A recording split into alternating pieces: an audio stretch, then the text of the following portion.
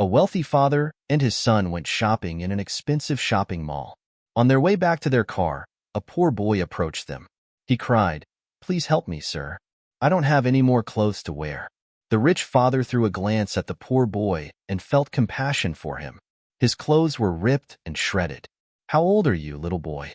he asked him. "I'm 10, sir," he responded. Then the rich father said, "Well, my son is 10 too, and I presume that his new clothes would fit you." The father turned to his posh-looking son. "Jeff, don't you think it would be generous of you to spare some of your new clothes we have bought? We could still come shopping tomorrow." The boy whispered, "It's fine, Dad."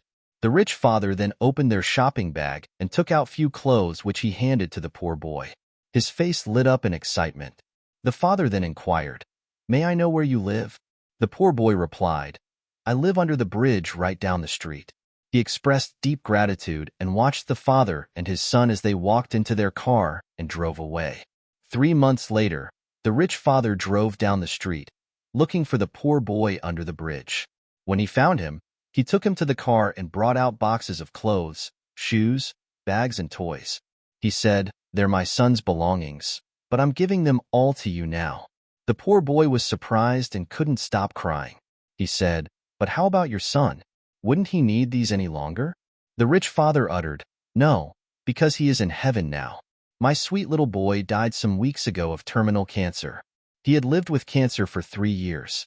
We had known all along that he was going to die, so it was emotionally very difficult to watch him enter the final days of life. Do you know that on his deathbed Jeff said to me, 'Daddy, when I'm finally gone, could you give all my belongings to the poor boy?'" We met outside the mall. The boy who has nothing wears rags and sleeps under the bridge. The father paused for a moment with tears in his eyes. He concluded, "You may be poor, but you have no idea how blessed you are to have life, something that money can't buy.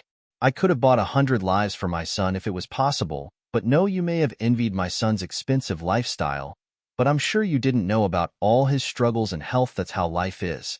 We often compare our lives to others, forgetting that life doesn't come with perfection, reason why everyone goes through difficult times. So, instead of envying others, we should focus on watering our own grass and building our own path. For as long as there is life, hope follows. If you find value in this content, please like, share, and follow.